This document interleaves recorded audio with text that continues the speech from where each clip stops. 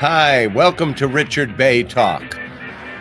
All right, I won't be showing that video again, which has been playing constantly, and that's the video of the murder of Tyree Nichols in Memphis. I'm sure everybody in this country has seen it, except for Albert Reinoso, my producer, who doesn't watch the news. So I'm not for that very reason. All right. Well, I'm not going to air it here just for your benefit. I Okay? don't want to see it. That's why I don't watch Okay. the news. If I All want to see right. something violent, I'll go to the movies. Well, I'm not going to air it on this podcast again, and but I am going to air some videos that you probably haven't seen. I will air this picture, though. This is Tyree Nichols in the hospital after the beating that led to his death 3 days later. He was 29 years old. He worked at FedEx with his stepfather, and as he was being beaten to death, he was only 80 yards from his home, where his mother was waiting for him to return. And in the video, you, of course, hear him screaming, "Mom, Mom!" It's any adjective I could use: horrific, awful, bestial, inhuman. And it would almost be a cliche at this point.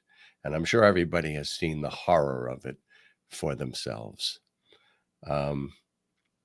So I'm going to show you some different things in the alternative universe, how they reacted to this video. Perhaps the most egregious thing of all was, and I do this all the time, when there's a breaking news story, sometimes I flip to Fox News to see how they're going to cover something like this. And it was shocking. Perhaps the most shocking thing was to see Tucker Carlson going, the same people that are weeping over what happened to Tyree Nichols, they don't care at all about the murder of Ashley Babbitt by Nancy Pelosi's cops in the U.S. Congress. First of all, it wasn't a murder. This had its origins in banality. He was pulled over for a traffic stop. A traffic stop. They said he wasn't even speeding. They said he was driving erratically. What does that mean? He crossed a dotted line?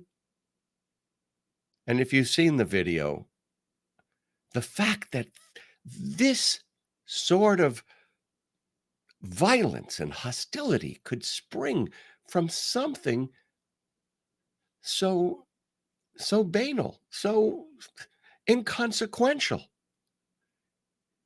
That's mind-boggling. So first, there was Jesse Waters. They blamed police reform, that the cops are hamstrung, that if they could have put a knee on this guy, he would have lived. Come on. They blamed diversity training. They blamed young black men supervised by a single black woman. They even suggested that Nichols was on drugs, which was the excuse they made for George Floyd, of course. And there is no evidence that he was on drugs at all. But here's some of what I found on Jesse Waters with a New York City police officer. So we don't know the toxicology report. We don't know if this guy was on something, that they hit him with the pepper spray and it just didn't really affect him. And we don't have an autopsy from the city, an official autopsy. Immediately, I didn't see any death blows. Maybe it was an accumulation of blunt force trauma to the head. Did you see anything that told you that was it? No, I didn't see anybody, stomping on the guy's head, kicking him in the face. I didn't say any of that. To your point, that may have been a mitigating factor. Yeah. Again, it's incredibly hard to watch. Not good training. We hold police officers to a much. You didn't see anybody hitting him in the head? Then you didn't watch the frickin' video. 2 cops were holding him while another one kicked him in the head. It happened. It's in the video, and most of you have probably seen that. Now, after Jesse Waters with this New York City cop who was saying, oh, well, we can't put a knee on people anymore. And if they could have put a knee on him, then this wouldn't have happened. I mean, it's bizarro world, folks. And then it was followed by even worse. Tucker Carlson, who, as I said, equated this to the killing of Ashley Babbitt, who had a crowd of about 300 behind her, who were screaming to murder people in Congress, and smashed a window and was leading them in, and a Capitol Police officer shot her. He's equating that with this guy who was stopped for a traffic stop. But here's Tucker Carlson with other comments. Of course. They're all lying. And Joe Biden himself, the president of the United States, swiftly reinforced that lie.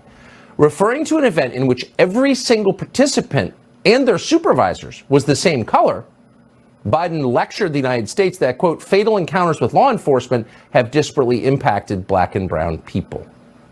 So the one thing we know, no matter how you feel about the video, and most people don't think that's right, but the one thing we know for sure is that there is a highly aggressive propaganda campaign underway tonight designed to manipulate you, and using the sad death of a young man in Memphis to do it. That propaganda campaign, like all propaganda campaigns, is by definition dishonest. But it's more than that. It's worse than that. This is yet another attempt by our leaders of our country to inflame racial hatred in the United States.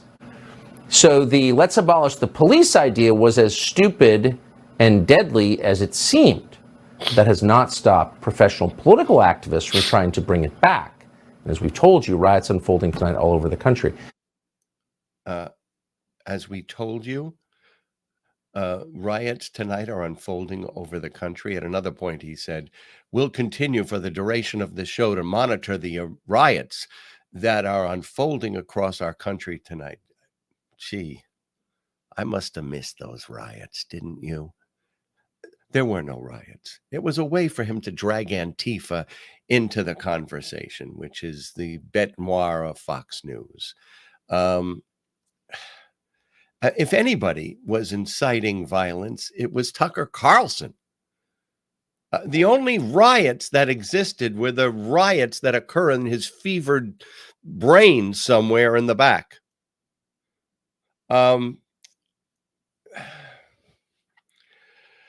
I don't know what to say after that, but this whole thing reminds me in some ways of what happened with Abner Louima in New York City. If you remember that, Abner Louima had a police officer shove a baton up his rectum, causing very serious internal damages.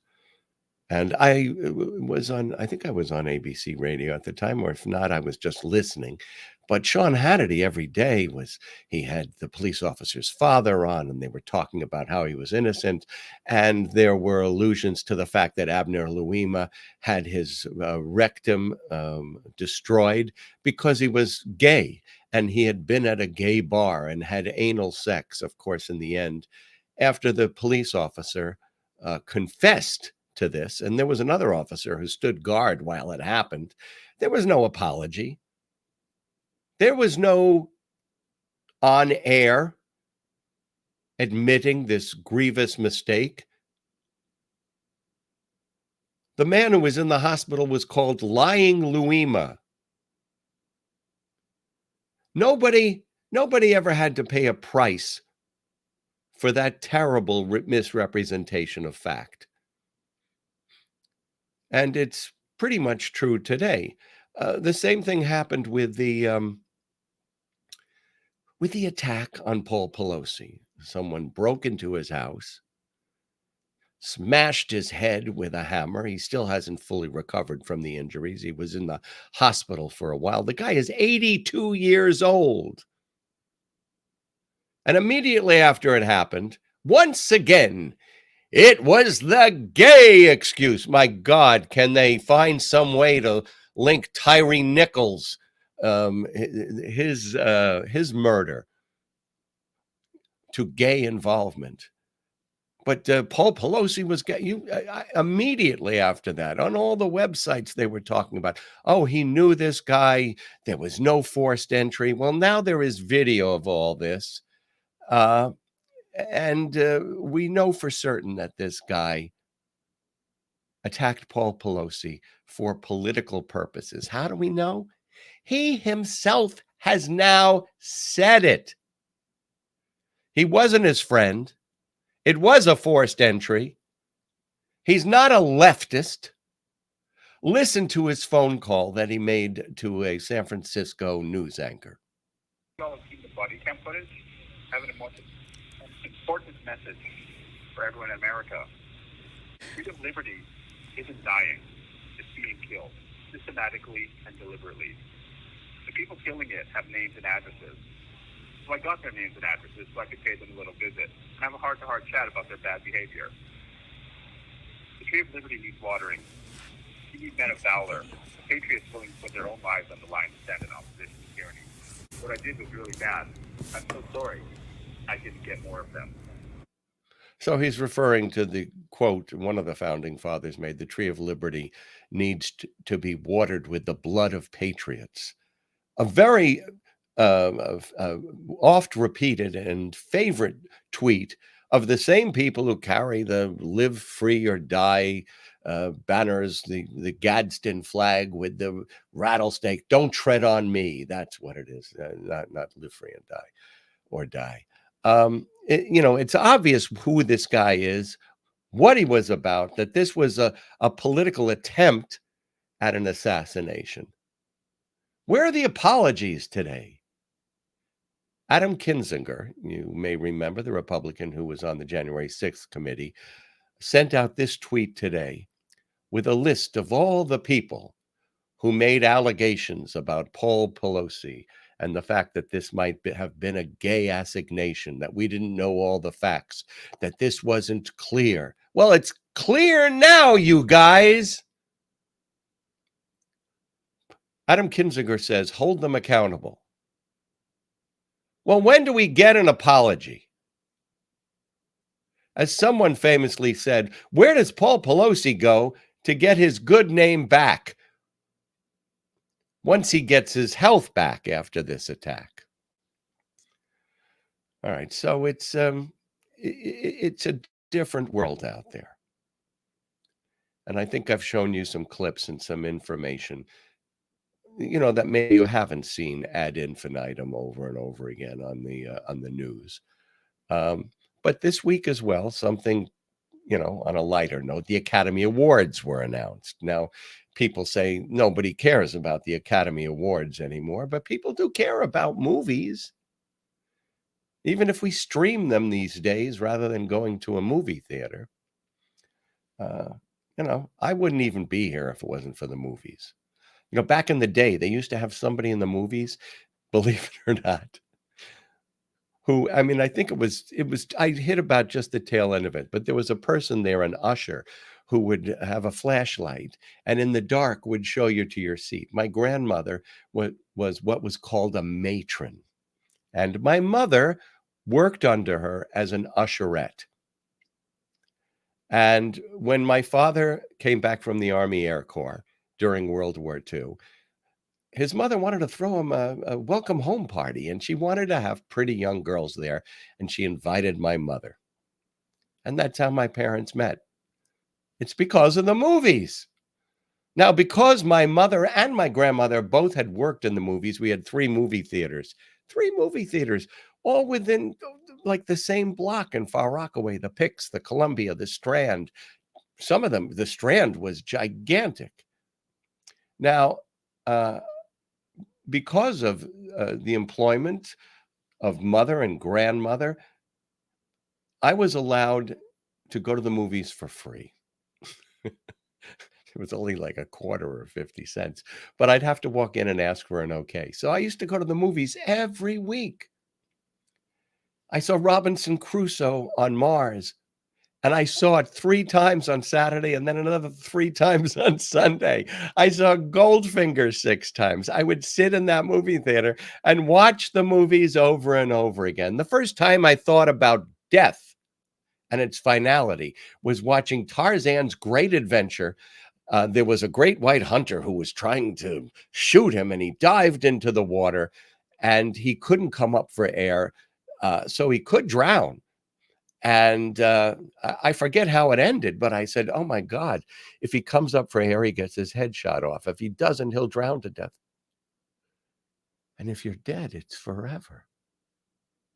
I can still remember that. That was the first time. The first time I realized acting in a movie wasn't real was when I saw Old Yeller and I was crying my eyes out. And my father said, what are you crying for? I said, he had to kill Old Yeller. And my father said, no, that dog is still alive. He's trained to play dead. And I said, you mean he's still alive? No, yeah, that's what actors do, even when they're dogs.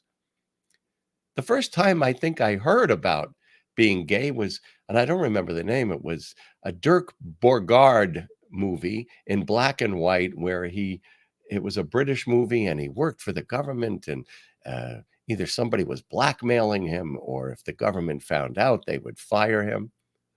So the movies play a pretty big role in our development. And as I look at Facebook, people are still,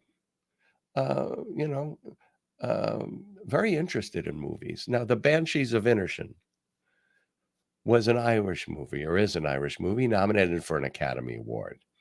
When I saw people talk about it on Facebook, they were saying, oh, this movie's terrible. It mocks serious mental illness of depression.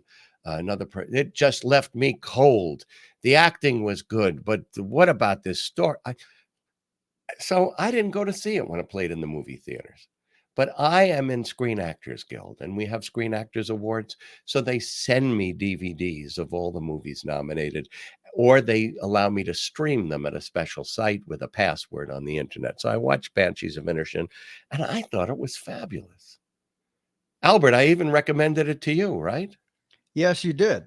And you liked it. I loved it. I thought it was a great movie. I thought the Right. acting was great. The cinematography was fantastic. It's a quirky movie, certainly with a kind of a strange plot, but it'll keep you till the end. And I've heard other people who watched it say to me the same thing. I didn't know what to make of it, but I watched it till the end and it was interesting. And they talked to me about it days after they'd seen it. So that's a good movie.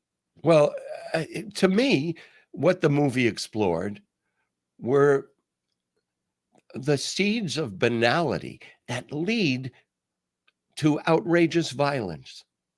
And whether it was on the mainland where the Irish were fighting each other over political power, or these two guys, and here we are with the banality, the seed of banality, a traffic stop leading to one of the most brutal video murders people have ever seen on their television screen.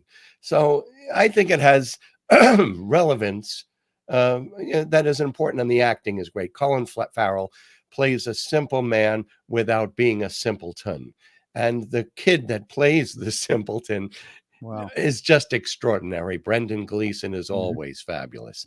Now, Tar, on Facebook, people were saying, I couldn't stand this movie. It was so pretentious. Well, I think the movie is about pretension. It's about what happens when you start to believe the pretentious image of yourself as something that is true. And that pretentious image that you acquire becomes like a cage. And eventually, it can lead to destroy you. And that very last scene in the movie is where, I won't tell you what it is, but it's where she pays the price for believing in that pretension. What else? Avatar, Way of Water. I saw that. I said the first hour I was going, oh my God, what is he doing? He's making the same movie again. Then the second hour, it became very interesting as they went to a different place and there were different themes explored. And the last hour, I thought, is one of the most masterful editing jobs of 3 or 4 different dangerous crucibles that are interspersed together and create a rising tension in the movie. I'll tell you this, it's one of there's only 2 movies I've ever seen where 3D really works. And in this 3D, you're really transported to another world. The other movie where I thought it worked was Gravity. Everything else was just a waste of time. So listen, that's my opinion. I'm not a film critic. But remember the time when we had film critics on television, and they were kind of important. Now, do you remember this or this? Thumbs up and thumbs down from Siskel and Ebert, two guys that didn't seem to like each other very much or agree on what they saw in a movie theater. But Roger Ebert, who has passed away, there's still a movie review site, and it's very good, called Roger Ebert, where other people fill in. Now, in 1987, I had the opportunity to sit down with Roger Ebert, and I asked him one question. If you were on a desert island, what 3 movies, on videotape, of course, would you want to bring with you? And you want to know something? As I watched this, I said, those are pretty damn good choices. Take a look at this. I felt that Francis Ford Coppola is a great director. Yes, he is. I felt he was directing with one hand. It was like watching Chopin playing a one-handed exercise. Would you like Gene Siskel's job? No, I wouldn't. But thanks for joining us here this morning. Of course, here's a familiar face, Roger Ebert from Siskel and Ebert and the Movies. This morning, it's going to be Ebert and Bey and the Movies next on People Are Talking.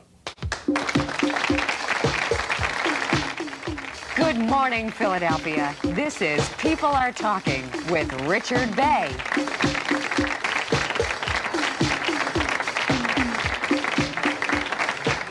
Good morning, I'm Richard Bey. Welcome to People Are Talking. Roger Ebert.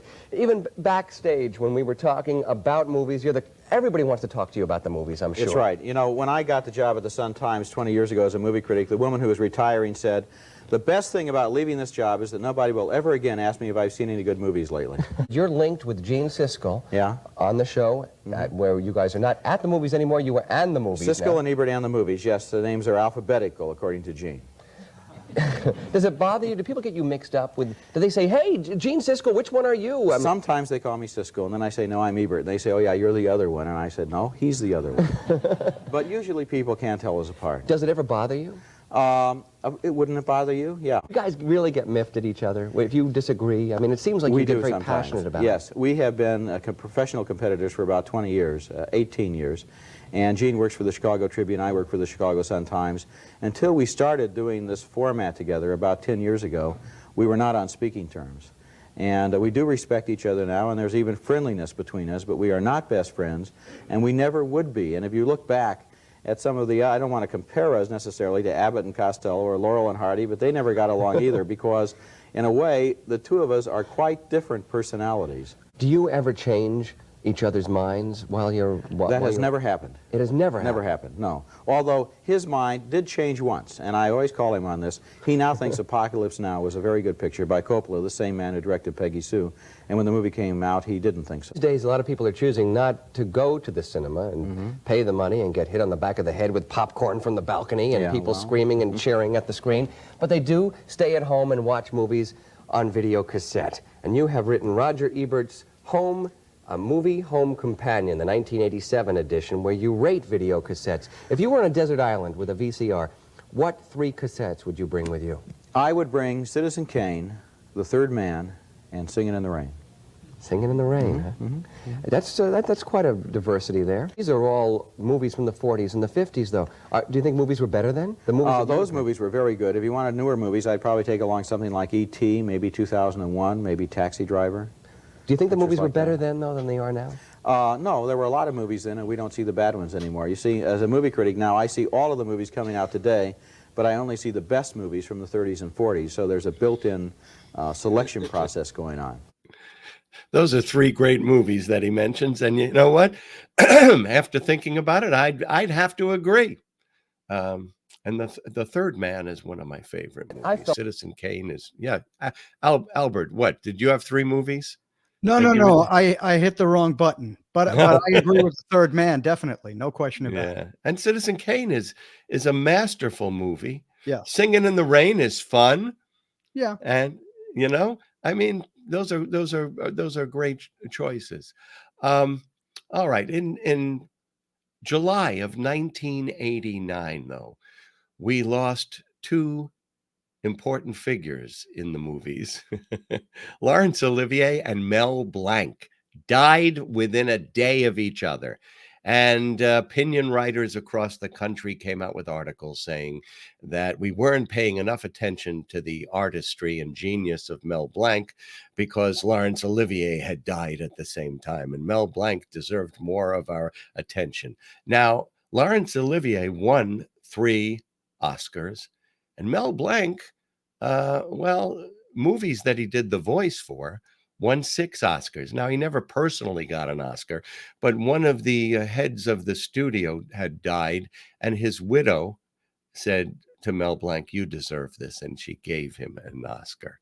So, but before we go into the next clip, Laurence Olivier, he always had those like dead eyes, like he was like a snake. He was looking at the world and being disappointed by it. And he was in that movie, The Boys from Brazil, where he played a character based on Simon Wiesenthal, the famous Nazi hunter. And he's gone to a prison to confront Uta Hagen, who's playing a concentration camp guard, who's now in jail for war crimes. And she calls him a Jew, something, and basically just despises him and curses him out. And I loved this. I loved it so much I did an imitation. So Laurence Olivier says to her, "You're not a guard now, madam. You're a prisoner. I may leave here empty-handed, but you are not going anywhere." Oh my God, I loved it when he said that. Anyway, so on People Are Talking, my show, we often had the audience come down and give their reactions, and we asked them which legacy was most important to Americans. Would it be Laurence Olivier's or would it be Mel Blanc's? This is what they had to say, and they're all characters. Watch this. To Americans, is Mel Blanc more important to us than Laurence Olivier? Well, Mel Blanc isn't more important than a Laurence Olivier, but you know what happened? Press agents, press coverage. Really? Sir Laurence Olivier got much better coverage because he had a better press agent. That's what you think? And that's the reason, yes. Yes. Thank you very much. Thank you. Good morning, sir. My vote goes for Mel Blanc. Mel Blanc. I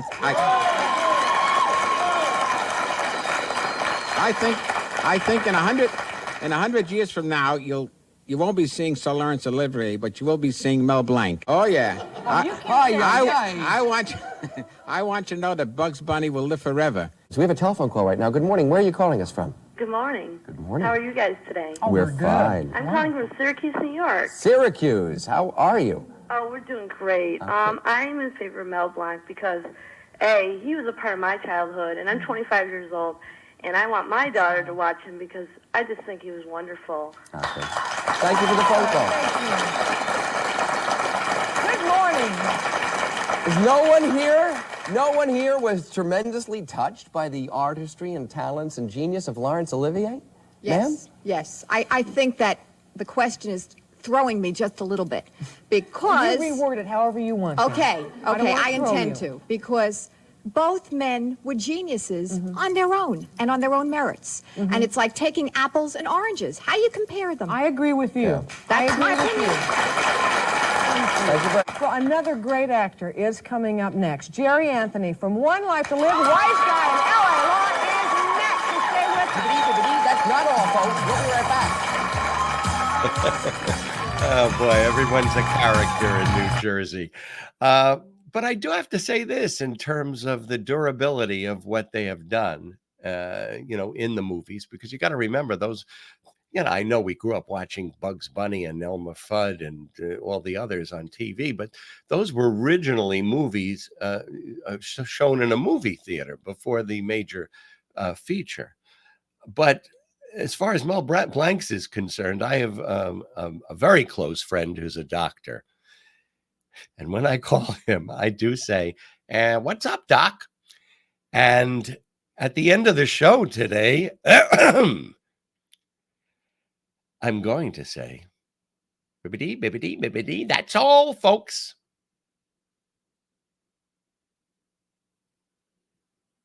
You're going to leave me hanging here, Albert? I really, I can't in good conscience stop the show on that. It's got to be your catchphrase that closes the show. No, well, today I wanted to do something. Do you really want that? All right. It's up to you. Bibbidi, bibbidi, bibbidi, bibbidi. All my best.